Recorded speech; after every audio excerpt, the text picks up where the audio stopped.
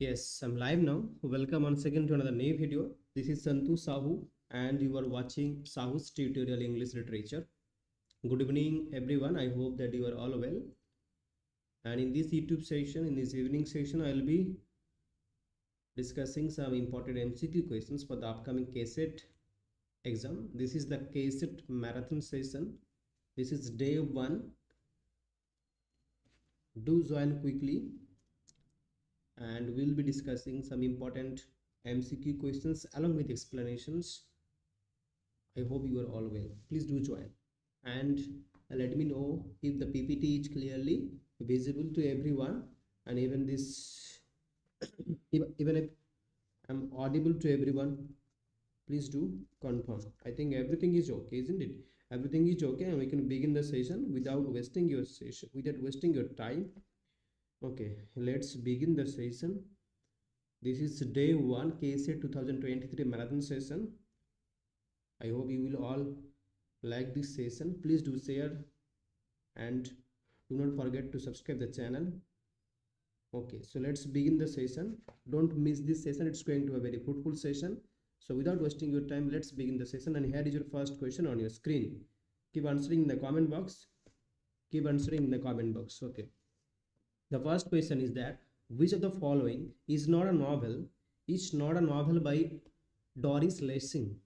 Okay, Doris Lessing has not written which work? The Grass is Singing, The Golden Notebook, Under the Net, Proper Marriage. What would be the right answer here?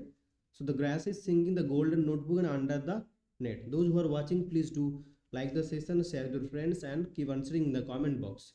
Here the first question. So here Doris Lessing has not written which work. It is the Under the Net, isn't it? Under the Net. Who wrote? Under the Net is a work by Iris Murdoch. Iris Murdoch. And this work was actually published in 1954. Under the Net, this was actually published in 1954. This is a work by Iris Murdoch. Exactly, Sir Mr. Yeah. So this is actually the story of Jack. This is the story of Jack Donahue. Exactly. This is the story of Jack Donahue, a writer, a struggling writer and translator.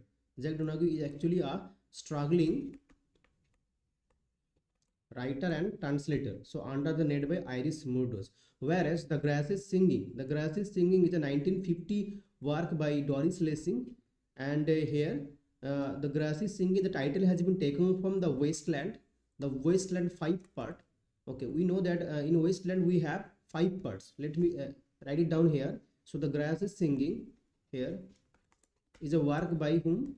Is a work by Singing. Okay, is a work by Doris Lessing, where this work was actually published in 1950, and the title has been taken from the Wasteland. Okay, that was published in 1922. Wasteland's chapter 5, that is What the Thunder Said.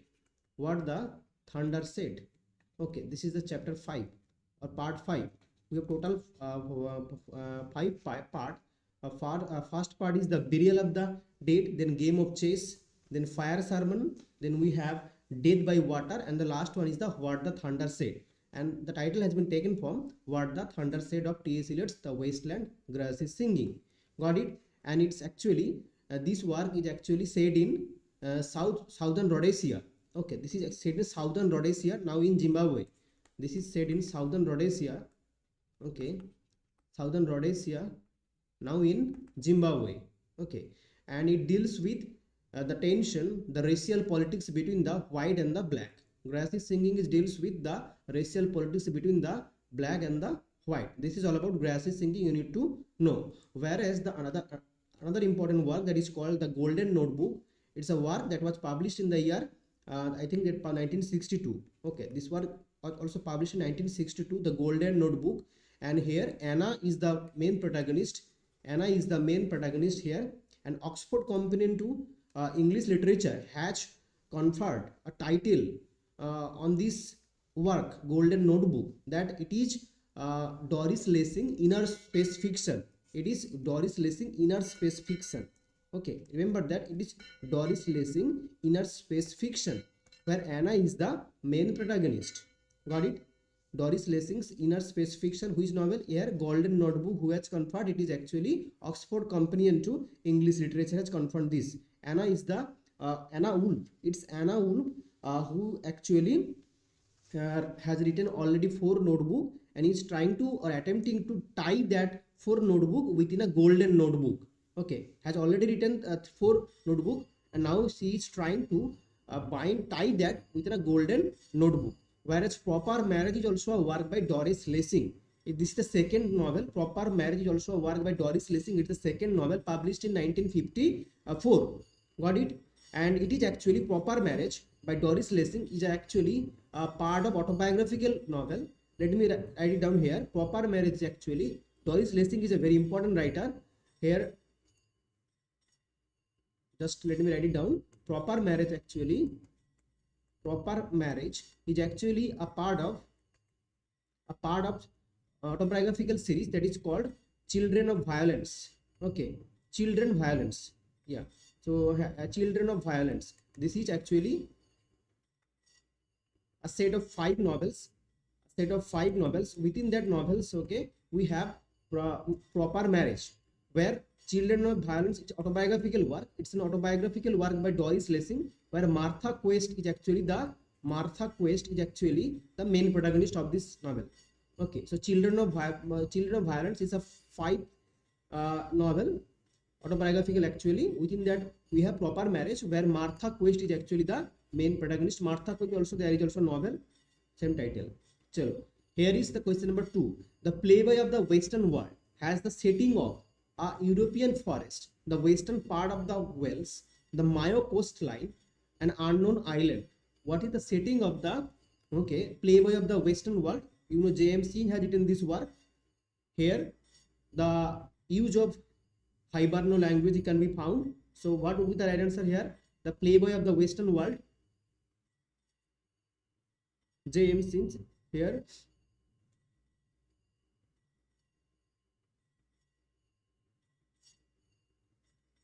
a European forest, no.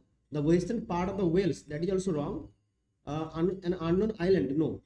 The Mayo coastline. The Mayo coastline is the setting of the Playboy of the Western World, Christy Mohan. Okay, here Christy Mohan, you see the explanation of this. The Playboy of the Western World is a 3-act play written by the Irish playwright called James Synge, first performed at the Abbey Theatre. It is set in Michael James Flaherty's public house in County Mayo during the early 1900s. Okay, it is set in Michael James Flaherty's public house in County Mayo. So it tells the story of a Christy Mohan, a young man who running away from his farm, claiming he has killed his father. So this is about the story of Christy Mohan, who was trying to run away from his farm, and he was claiming that he has killed his father. Okay, here you see the evocative language of Hiberno English can be found in the work of James Synge. The play is even the work called, that is the Hiberno. You can see also the 1-act play, that is, which one is the 1-act play by James Synge, where Nora appears. Nora is the character appears. The 1-act play, Riders to the Sea, exactly. So even Riders to the Sea is a work where we find the usage of Hiberno English. Okay, Hiberno English. The play is known for its use of poetic evocative language, Hiberno English. Chalo. So it is here, the right answer is actually the Mayo coastline, Playboy of the Western World. So 3 is the right answer. Moving on to question number 3. Time Passes is the title of a part of the novel. Which part? Okay, Time Passes is actually a part of which novel? Mrs. Dalloway, The Waves, To the Lighthouse, The Voyage Out. Okay, these are all works by whom? These are all works by Virginia Woolf here. Time Passes is a part of which part of the novel?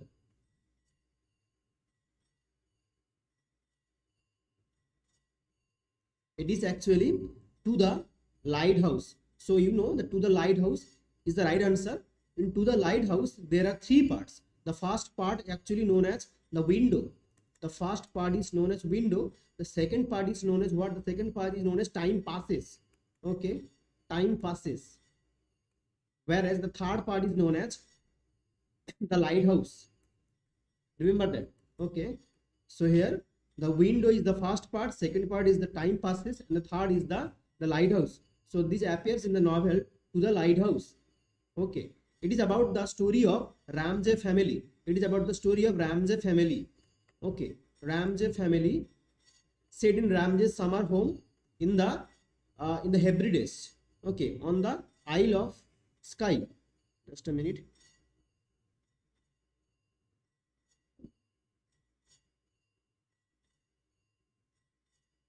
Okay, so exactly. So this is actually the To the Lighthouse, whereas Mr. Dalloway is actually a 1925 work. 1925 work. Okay, working title of Mrs. Dalloway's. Actually, what was the working title of Mrs. Dalloway? Mrs. Dalloway's working title is actually The Hours. Mrs. Dalloway is a work by Virginia Woolf, whereas the working title, write it down, that working title of Mrs. Dalloway is actually The Hours. Okay, Hours is the working title of this Mrs. Dalloway. Got it? Chalo. Next question. Number 4. Here the time passes section of The Lighthouse radically alters the novel's development. Many of the characters from the first section disappear. By the way, here is question number 4. Who among the following did not belong to the Bloomsbury group? In 1920 is okay.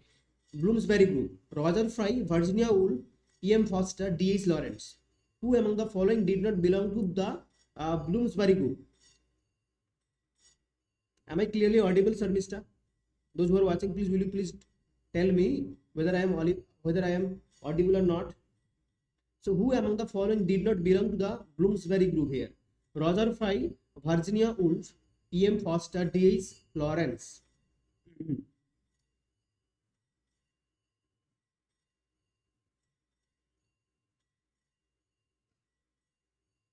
Exactly, Prasanjit. Well done. So Roger Fry, Virginia Woolf, E.M. Foster, all of are actually part of Bloomsbury group, whereas, okay, thank you, it is D.H. Lawrence is not a part of, did not belong to the Bloomsbury group here. So 4 is the right answer.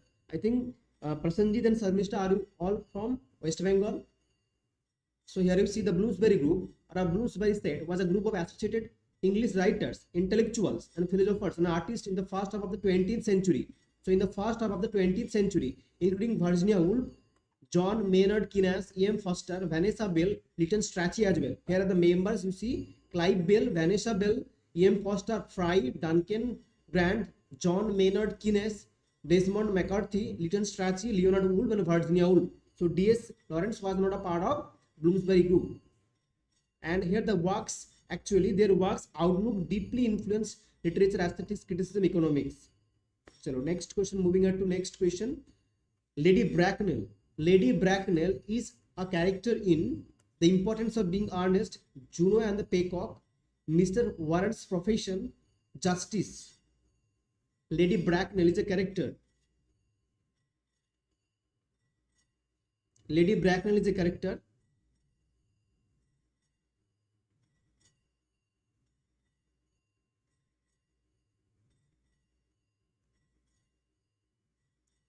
What would be the right answer here? So you know, Juno and the Peacock is a work by whom? Exactly, The Importance of Being Earnest. Exactly. Well done. Lady Bracknell is a character from The Importance of Being Earnest. Well done. Okay. So here Juno and the Peacock. Will you please tell me, Sir Mr. and Prasanjit, those who are watching, Juno and the Peacock is a work by whom? Lady Bracknell is a character from The Importance of Being Earnest, Oscar Wilde here. Whereas, got it, Sir Mr. Here, Juno and the Peacock is a work by Sino Casey, the Irish writer. Sino Casey, okay. Sino Casey has written this work, that is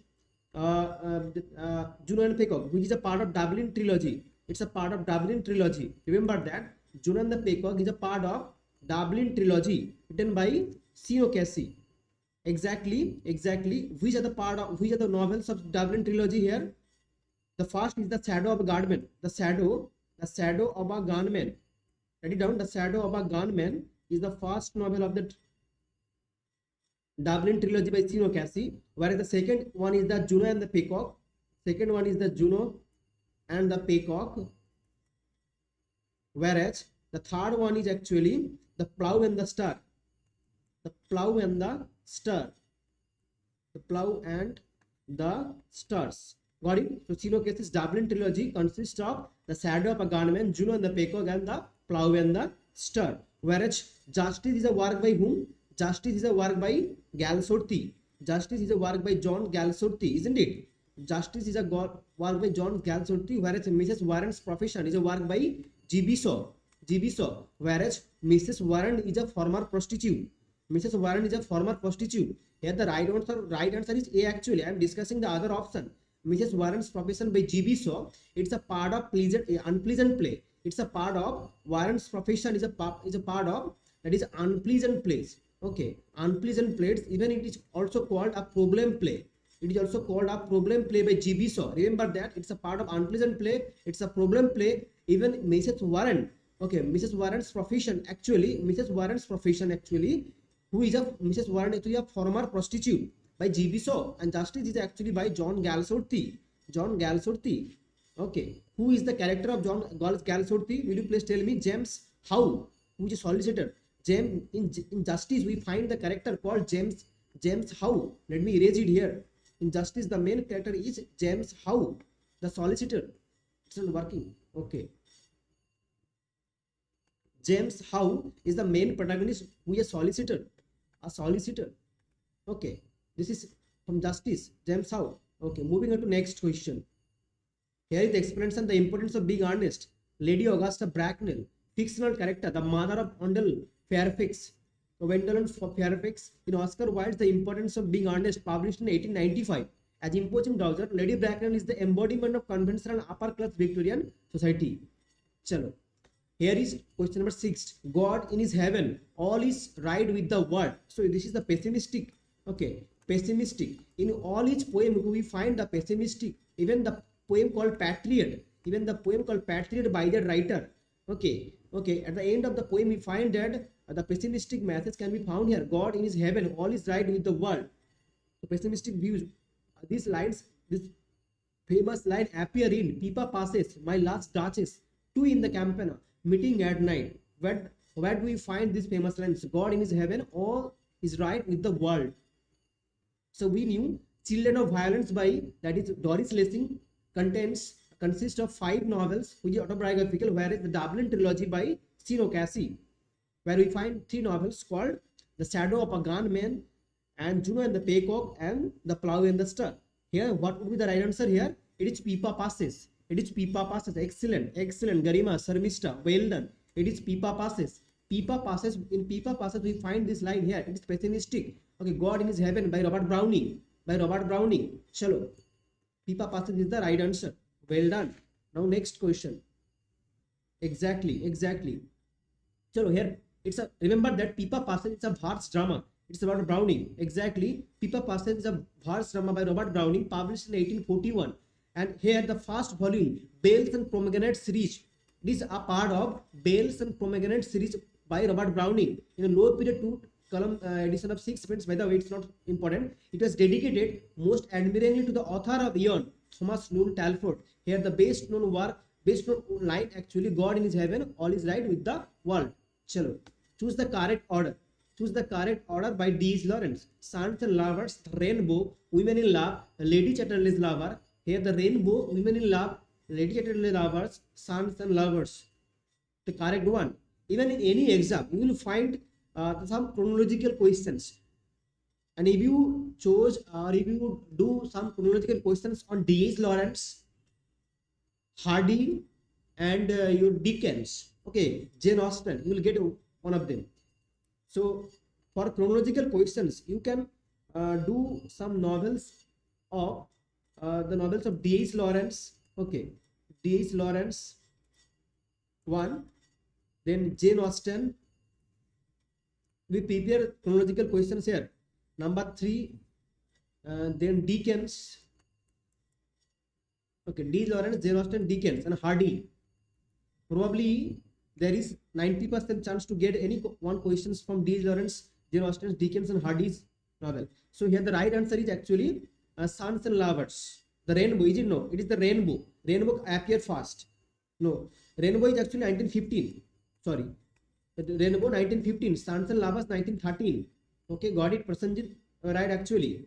Sons and Lovers published in 1913, whereas Rainbow published in 1915. Got it. And Rainbow. So let me tell you that. So Women in Love. Women in Love actually published in 9. Exactly. The last one is actually Lady Chatterley's Lover, whereas that Lady Chatterley's Lover published in 1928. 1928. Chalo. Here are some list of novels. Here you can take a screenshot of this. Okay, The White Peacock 1911, Trespasser 1912, Sons and Lovers 1913. After Sons and Lovers comes The Rainbow 1915, Women in Love, The Lost Girl, Aaron's Rod in 1922, Aaron's Rod, Kangaroo in 1923. Then The Boy in the Bush, Plum Serpent, Lady Chatterley's Lover 1928. So White Peacock, Trespasser, Sons and Lovers. Got it? You can take a screenshot of this. Okay. Chalo. So here first one is the right answer. 7 types of ambiguity, which is a work of new critics. Okay, 7 types of ambiguity is written by I.A. Richards, Alan Ted, William Emerson, R.P. Blackmore. Easy one, quickly do answer.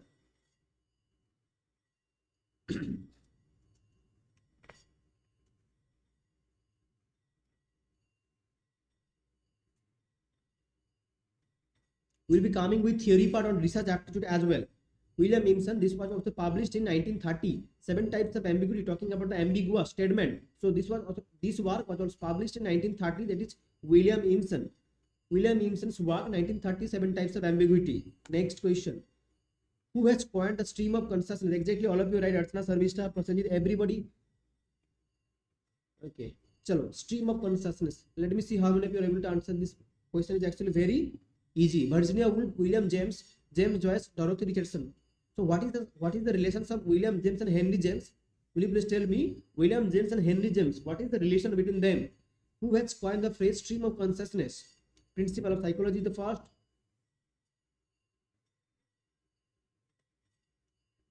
Chalo, easy one, quickly do answer. We have 25 questions.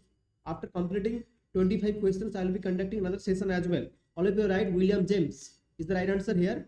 William James principle, here you see that it is actually a narrative mode. Stream of consciousness is actually a narrative mode or a method that attempts to depict the multitude thoughts and feelings which passes through the mind of a narrator. Okay, here William James, the principle of psychology, who used in 1890, but it is commonly credited to William James, who used 1890 in his principle of psychology. Got it? But in 1918, the novelist May Sinclair first applied the term stream of consciousness in a literary context when discussing Dorothy Richardson's novels. Remember that who applied the term? It was May Sinclair, first coined and used by, that is your William James in the work Principle of Psychology, but for the first time it was applied by whom? It was May Sinclair when she was discussing Dorothy Richardson's novel. Okay, chalo. The Strange Case of Dr. Jekyll and Mr. Hyde is a fictional work by Robert Stevenson, James Matthew Barrie, Ian McCann, then S.R. Crockett.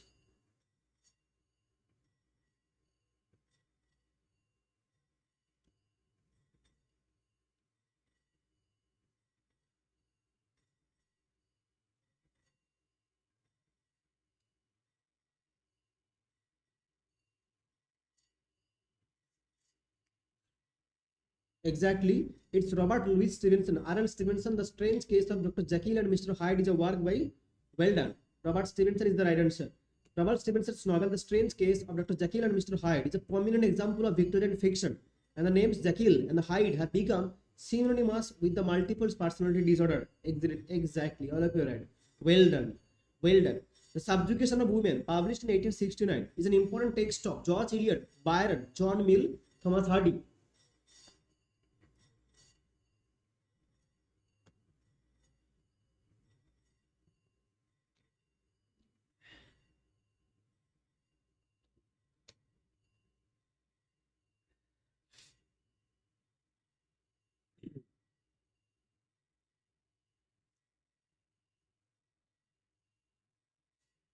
John Stuart Mill has written, exactly, well done Prasanjit. It's John Stuart Mill who has written The Subjugation of Women, published in 1869. Well done. Well done. So here is the explanation. The Subjugation of Women is an essay. Exactly, Sir Mister. by English by an essay by English philosopher, political economist, civil servant John Stuart Mill, published in 1869. With ideas he developed jointly with his wife Harriet Taylor Mill. Even the work is another important work is on liberty. Okay, that published in 1859. But tell me, why is 1859 very important? Tell me, why is 1859 very important? Tell me the date. 1859. Why is 1859 very important? So subjugation of women, then on liberty, are worked by John Stuart Mill. Now tell me, why is 1859 very important? The first thing is that in 1859 came the work Origin of Species, Darwin's Origin of Species, isn't it? Origin of Species came. Then another important work, A Tale of Two Cities. A Tale of Two Cities by Dickens, where London and Paris are described. Dr. Maynard is a character, isn't it? So 1859, the publication of Origin of Species, well done Prasenjit. Then A Tale of Two Cities also by Dickens published, and two cities are actually London and Paris, where Dr. Maynard is the protagonist of that novel, set in French Revolution. Well done. Now, which of the following poems by Tennyson is a monodrama? Is a monodrama? Ulysses, Break, Break, Break, Maud, Crossing the Bar.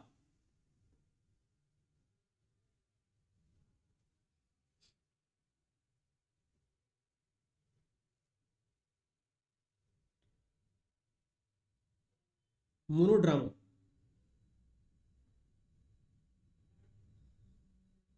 I even discussed earlier this question. Mod से याद रखना mono. ठीक है, mod is actually the madness. Okay, what is the subtitle? Tell me, Archana, what is the subtitle of mod? I had given in the even scholarship test exam, isn't it? Mod, what is the subtitle of this mod? Yeah, exactly, it's mod. Sir, Mr. Exactly, it's mod. Mod is actually those who have not joined the Telegram channel, please do join the Telegram channel. That is Santu SAHOO UGC net. So mod is actually I think I can the madness, probably. Yeah, the madness. The madness is the subtitle of this work. It's a monodrama by Robert Browning. And tell me, in which year Ulysses was published? Tell me, Ulysses. Any idea? Ulysses by Tennyson. Break, Break, Break is also an elegy on the date of Arthur Henry Hallam. Tennyson's in memoriam, and Break, Break, Break. These are two poems, an elegiac poem on the death of his friends Arthur Henry Hallam. What subtitle is actually the madness? Remember that it's a monodrama. Sure. Mod is a monodrama, dramatic monologue, which is type of lyric poem that reads as if the narrator were having a dramatic conversation with themselves. So mod's subtitle is the madness. The line, she dwells with beauty, beauty that must be, occurs in Keats' Lamia, Ode to a Grecian Urn, Ode on Melancholy, Endymion. What is the right answer here? She dwells with beauty. Earlier we have done also earlier. Earlier I have also done these questions here. She dwells with beauty, beauty that must be, occurs in Keats' which work?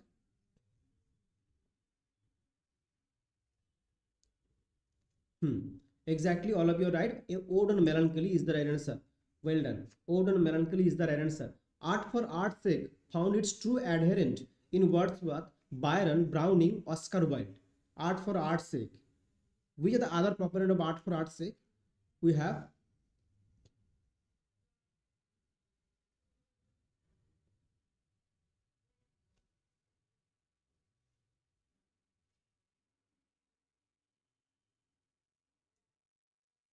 exactly, Oscar Wilde. It's not Browning. Art for art's sake, it's Oscar Wilde. It's not Browning. It's Oscar Wilde is the right answer.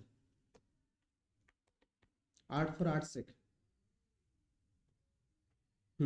Exactly, it's D. The character Little Nell is a character creation of whom? Walter Pater, exactly. Walter Pater. Yeah, Walter Pater, art for art's sake, Oscar Wilde. Along with Oscar Wilde, we can also add Walter Pater. Chalo. Here is the character Little Nell is a creation of R.D. Eliot, Oscar Wilde, Dickens. And this character appear in the old curiosity shop. The old curiosity shop. Okay. Little Nell is a creation of whom? Now tell me, Hardy, Eliot, Oscar Wilde, Dickens.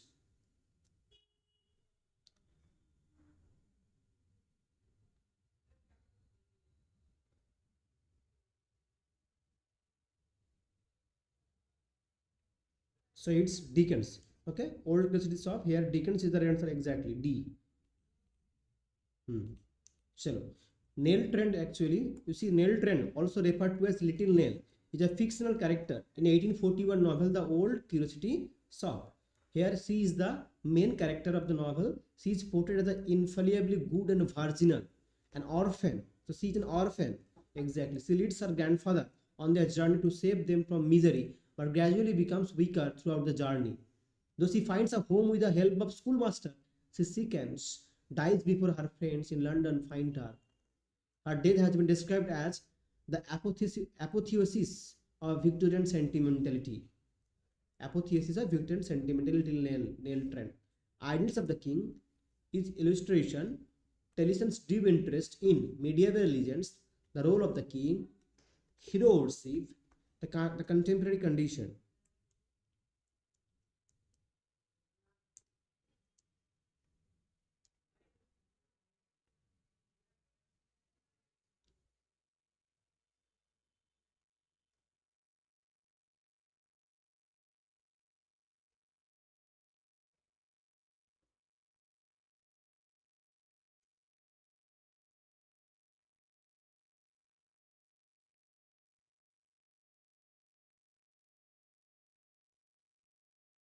So here, Ideals of the Kings is an illustration of Tellson's deep interest in the role of the king. The role of the king. So it's B is the answer. Remember that Ideals of the King were written in blank verse. This was written in blank verse. Tennyson based his retelling primarily on Thomas Malory's Le Morte Arthur. That is the Death of Arthur and the Mabbing Young. Next question. Little Time is a character in Hardy's The Return of the Native, Jude the Obscure, Mayor of Casterbridge, Jude. Oh,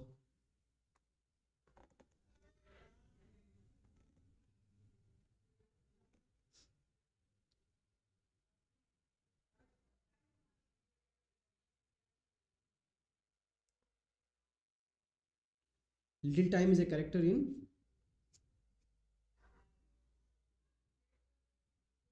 hmm, Jude the Obscure. Exactly. And Jude, little time, will hang himself and even his brothers and sister. Okay, little time. From Hardy's Jude the Obscure. Here you find that little father time in Jude the Obscure. The morbidly self-conscious child in Thomas Hardy's Jude the Obscure, who hangs himself and his younger brother and sister, has provoked considerable critical commentary over the years. He can understand the situation. That's why does not want to suffer a lot. That's why he hangs himself and his younger brother and sister. Self-conscious child, little father time. He has been variously interpreted as a grotesque monster, a Christ figure, a prophet of doom, the choric voice of history, and a symbol of the modern spirit. Little Father Time from Hardy's Jude the Obscure. Which is the famous elegy? ये तो बहुत easy question आ गया. Which is sorry, the famous elegy written by Shelley. Shelley.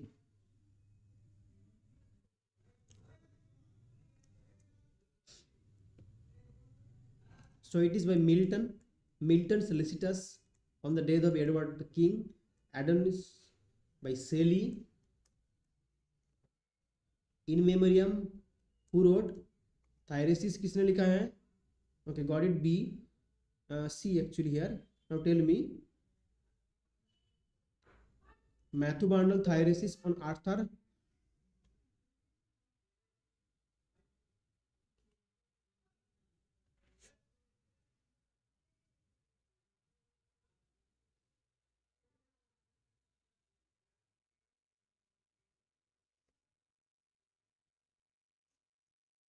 Yeah, so C is the B here.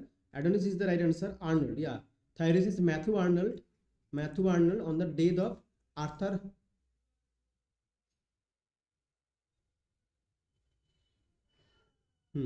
चलो. In memoriam, who wrote? Arthur Hugh Clarke. AHC. Arthur Hugh Clarke. Exactly, that is by Matthew Arnold. Whereas Milton Lycidas on Edward King. In memoriam,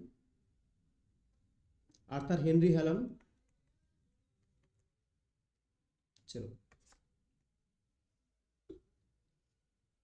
On the death of Keats.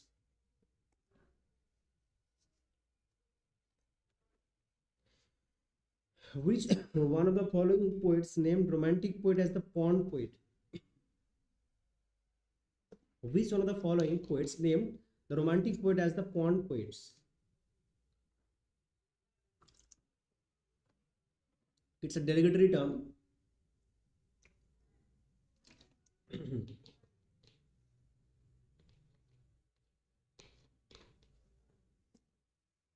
Tennyson, exactly, that is in memoriam Tennyson. Here pond poet किसने बोला था?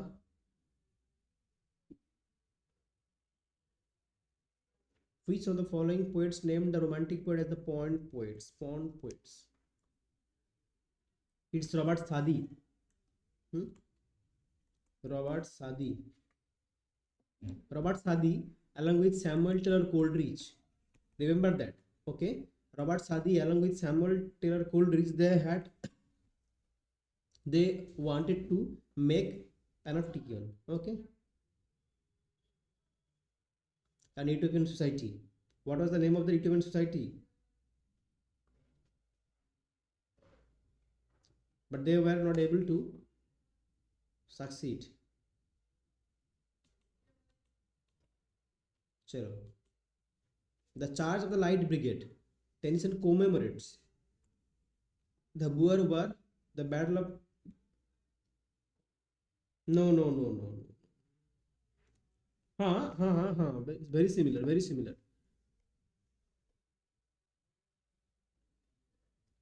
Pond poets and romantic, exactly. Pond poets and lake poets. Pond and lakes actually.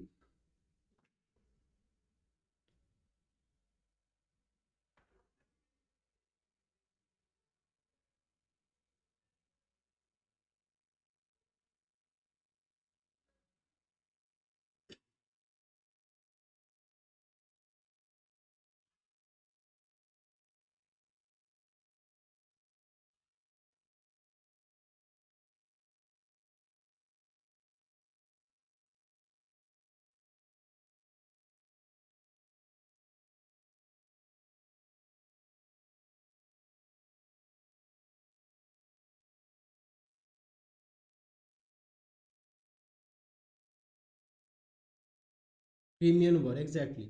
The Charge of the Light Brigade by Tennyson commemorates the Crimean War. The Charge of the Light Brigade, poem by Alfred Lord Tennyson, published in 1855. The poem it's written in Tennyson's capacity as poet laureate, commemorates the heroism of a brigade of British soldiers at the Battle of Balaclava in the Crimean War in 1854. Chalo, commemorate. Which one of the following poets appointed as poet laureate in the years 1813? Tennyson, Byron, Sadi, Wordsworth.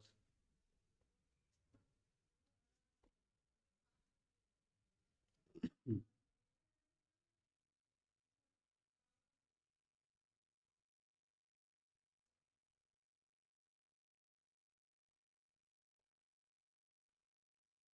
Hmm.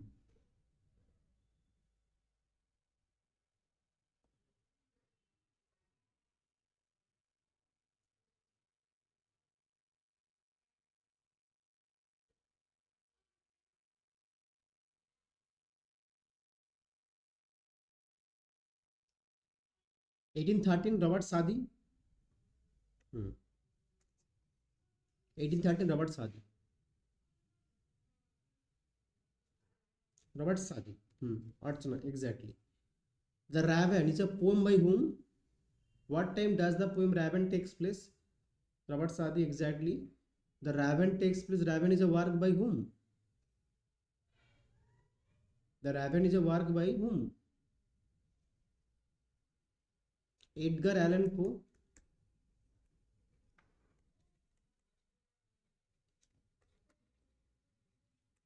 So this poem takes place midnight, noon, dawn, morning.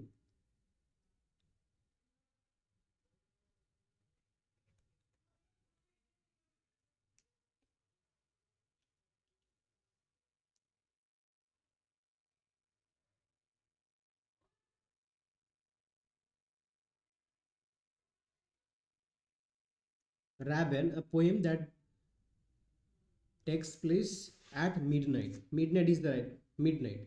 Midnight is the right answer. Okay. The poem begins after midnight on a cold December evening.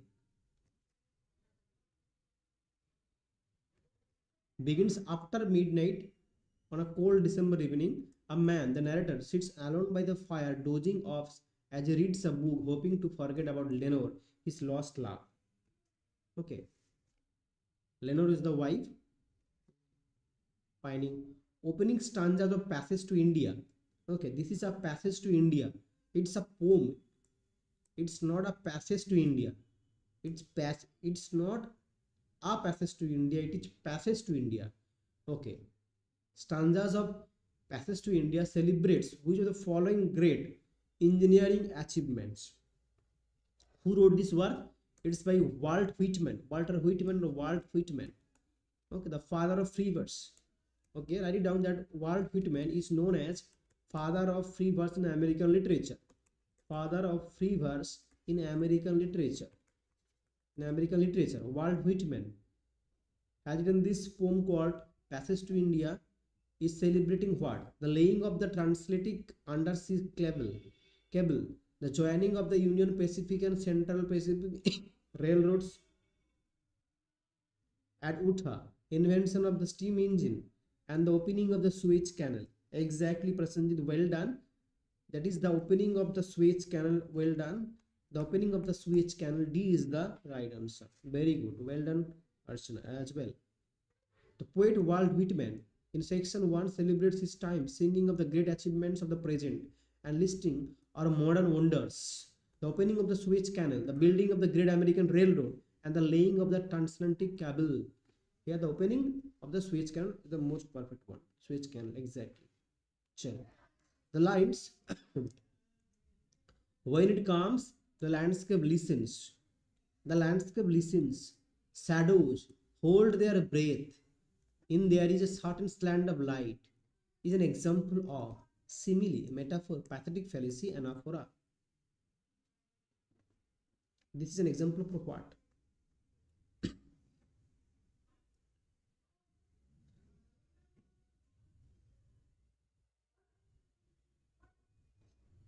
I'll be coming with also paper 1 classes very soon. Very soon means tomorrow onwards. Tomorrow onwards, I'll be conducting paper 1 classes. Every unit will be covered.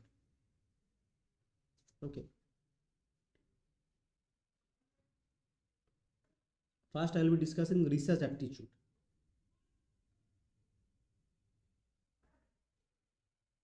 It's a pathetic fallacy. Exactly. Exactly. It's a pathetic fallacy.